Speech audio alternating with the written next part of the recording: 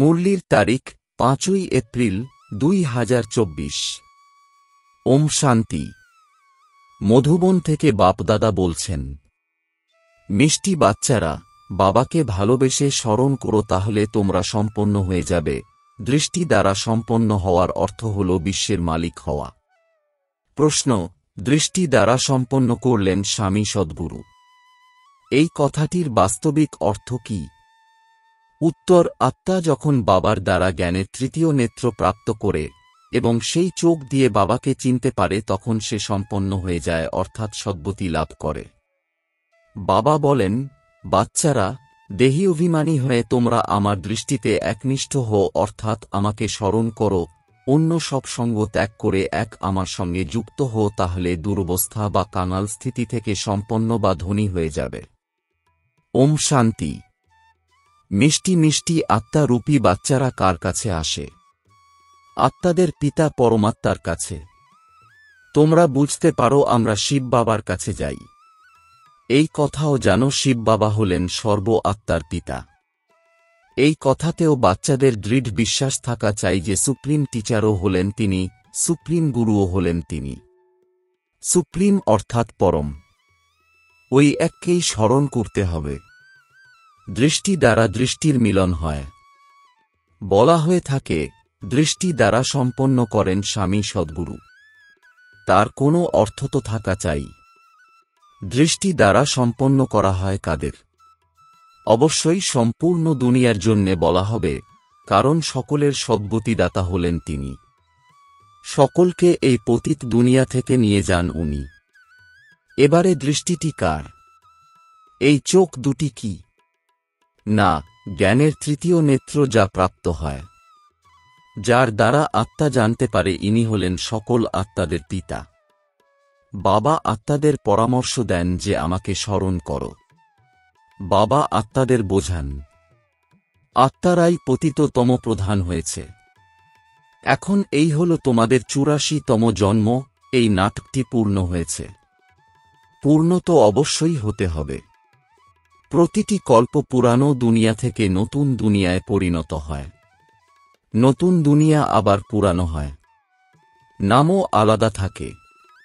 নতুন দুনিয়ার নাম হল সত্যযুগ।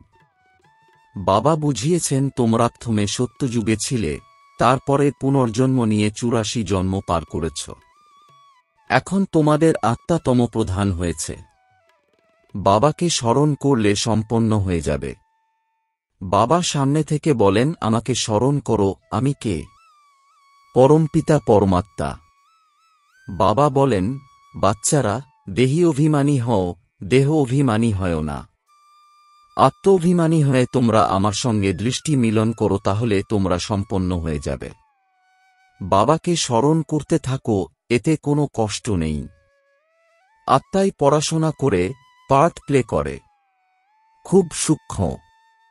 যখন এখানে আসে তখন 84 জন্মের পার্ট প্লে করে। সেই পার্ট আবার রিপিট করতে হয়।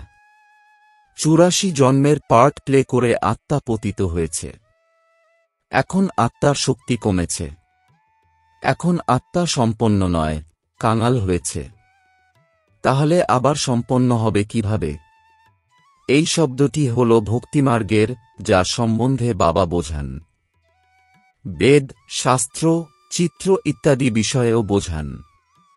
তোমরা এইসব চিত্র শ্রীমত অনুসারে তৈরি করেছ।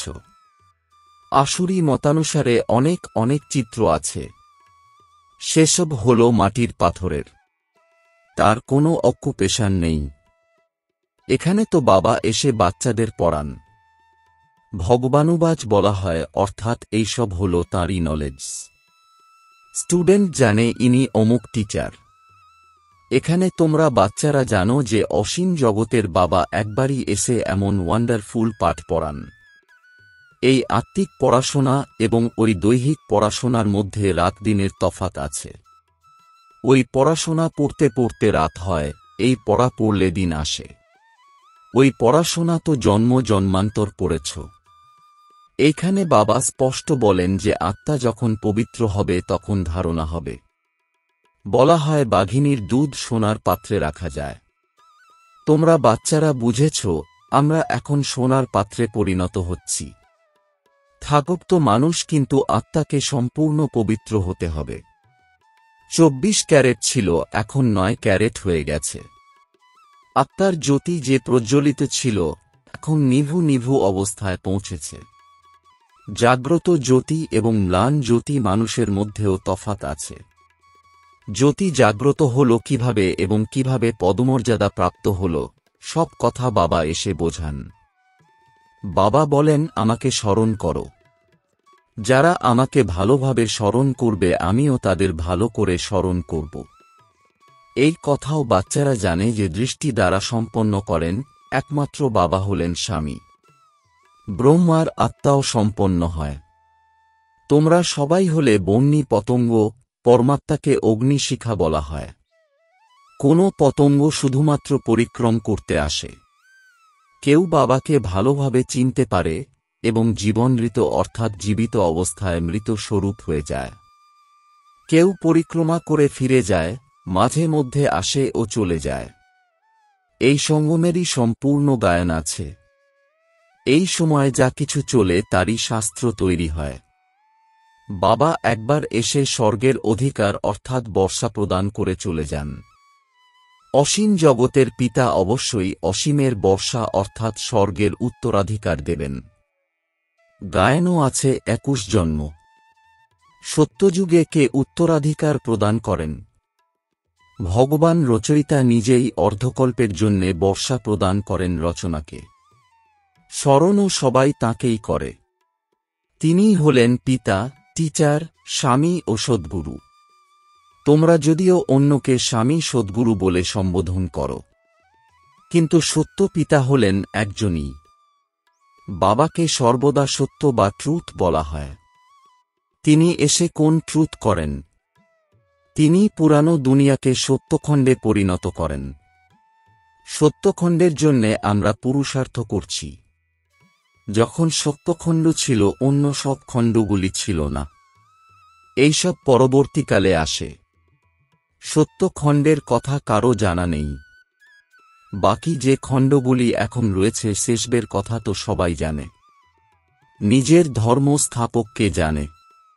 বাকি সূর্যবংশী, চন্দ্রবংশী এবং এই সঙ্গমযুগী ব্রাহ্মণ কুলের কথা কেউ জানে না। প্রজাপিতা ব্রহ্মাকে বিশ্বাস করে তারা বলে আমরা ব্রাহ্মণ ব্রহ্মার সন্তান, কিন্তু তারা হল কোকবংশী অর্থাৎ গর্ভের দ্বারা জন্ম লাভ হয়। তোমরা হলে মুখবংশী। তারা হল অপবিত্র, তোমরা হলে মুখবংশী পবিত্র। তোমরা মুখবংশী হয়ে পুনরায় ছি দুনিয়ায় রাবণ রাজ্যে চলে যাও। সেখানে রাবণ রাজ্য হয় না। এখন তোমরা চলো নতুন দুনিয়ায়।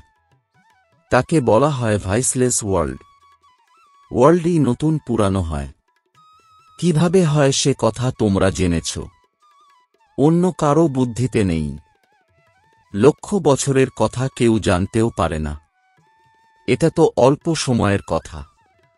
এইসব কথা বাবা বসে বাচ্চাদের বোঝাচ্ছেন।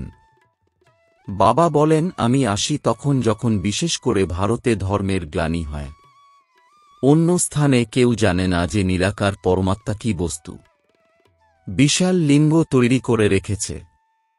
বাচ্চাদের বোঝানো হয়েছে আত্মার সাইজ কখনো ছোট বড় হয় না। যেমন আত্মা অবিনাশী, তেমনি বাবাও হলেন অবিনাশী। তিনি হলেন সুপ্রিম আত্মা। সুপ্রিম অর্থাৎ সর্বদা পবিত্র এবং নির্বিকারী।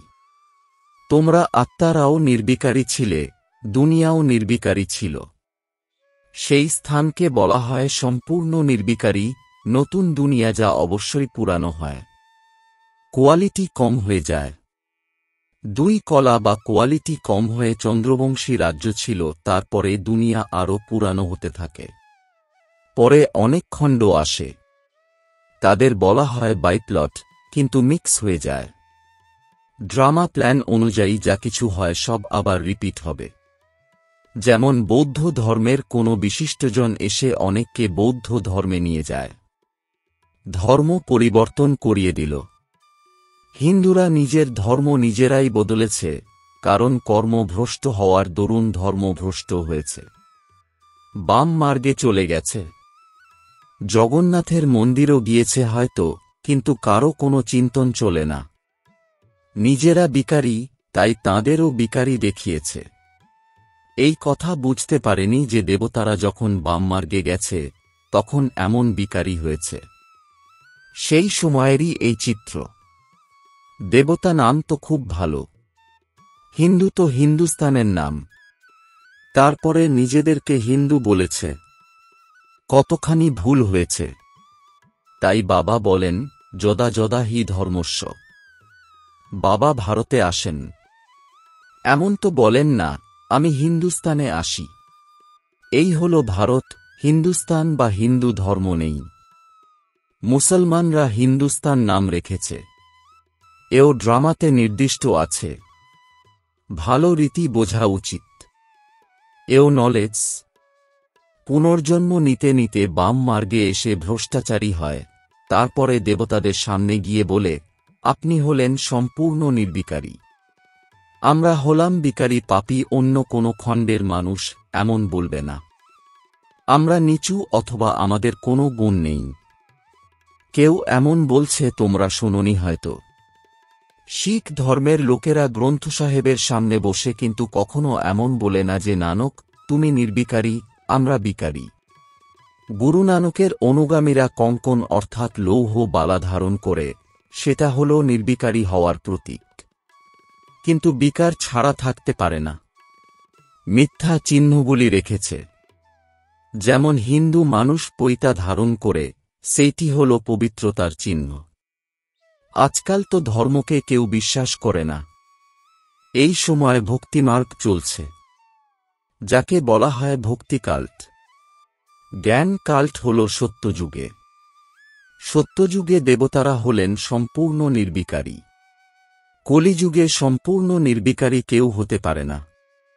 প্রবৃত্তি মার্গের স্থাপনা তো বাবাই করেন, বাকিরা সবাই গুরু নিবৃত্তি মার্গের অর্থাৎ সন্ন্যাস ধর্মের।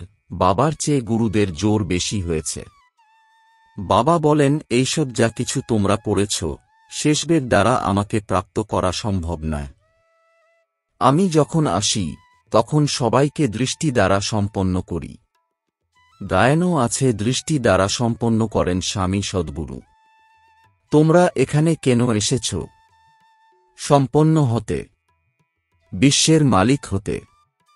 বাবাকে স্মরণ করো, তাহলে সম্পন্ন হয়ে যাবে। কেউ কখনো বলবে না যে এমন করলে তোমরা এমন হয়ে যাবে।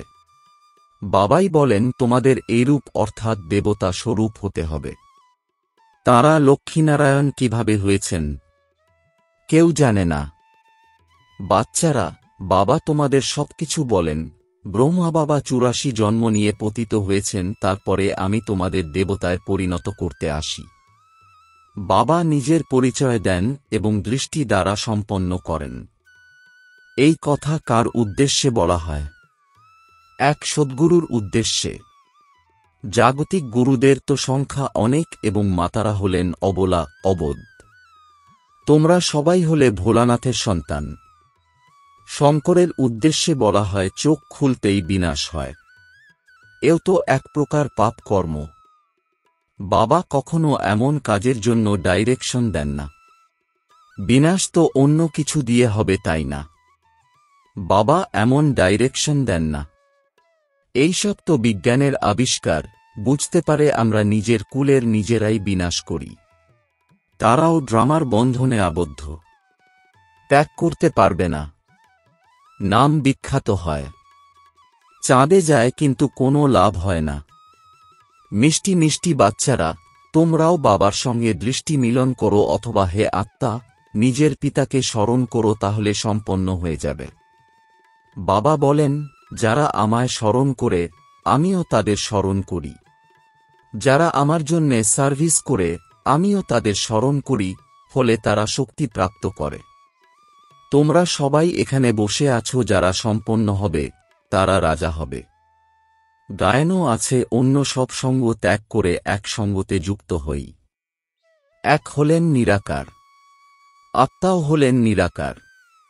বাবা বলেন আমাকে স্মরণ করো। তোমরা নিজেরা বলো হে পতিত পাবন। এই কথা কাকে বলেছে? ব্রহ্মাকে, বিষ্ণুকে, শঙ্করকে? না, পতিতপাবন হলেন একজনই, তিনি হলেন সর্বদা পবিত্র। তাকে বলা হয় সর্বশক্তিমান। বাবাই সৃষ্টির আদিমধ্যান্তের নলেজ বলে দেন এবং তাঁর সব শাস্ত্রের জ্ঞান আছে। সন্ন্যাসীরা শাস্ত্র ইত্যাদি পাঠ করে টাইটেল অর্জন করেন। বাবার তো প্রথম থেকেই টাইটেল আছে, তাকে পাঠ করে নিতে হয় না। আচ্ছা, মিষ্টি মিষ্টি প্রশিক্ষার্থী বাচ্চাদের মাতাপিতা বাপদাদার স্মরণসহ স্নেহসুমন আর সুপ্রভাত। আত্মিক পিতার আত্মিক বাচ্চাদেরকে জানাচ্ছি নমস্কার। ধারণার জন্যে মুখ্য সার: এক, অগ্নিশিখায় অর্থাৎ পিতা পরমাত্মা জীবিত অবস্থায় মৃত অর্থাৎ সমর্পিত হয়ে বন্যী পতঙ্গ হতে হবে, শুধু ঘোরাফেরা করলে হবে না। ঈশ্বরীয় পঠন পাঠন ধারণ করবার জন্য বুদ্ধিকে সম্পূর্ণ পবিত্র করতে হবে। 2, অন্য সব সঙ্গ ত্যাগ করে এক বাবার সঙ্গে যুক্ত হতে হবে। একের স্মরণে থেকে নিজেকে সম্পন্ন করতে হবে। বরদান: হৃদয়ের অনুভবের দ্বারা দিলারামের আশীর্বাদ প্রাপ্তকারী স্বপরিবর্তক ভব। এর বিস্তার: অর্থাৎ নিজেকে পরিবর্তন করার জন্য দুটি কথার অনুভব সত্য হৃদয় থেকে চাই। 1, নিজের দুর্বলতার অনুভব। 2, যে পরিস্থিতি বা ব্যক্তি নিমিত্ত হয় তার ইচ্ছা আর মনের ভাবনার অনুভব। পরিস্থিতিরূপী পরীক্ষার কারণকে জেনে নিজে পাস হওয়ার শ্রেষ্ঠ স্বরূপের অনুভব যাতে হয় যে স্বস্থিতি হল শ্রেষ্ঠ, পরিস্থিতি হল পরীক্ষা।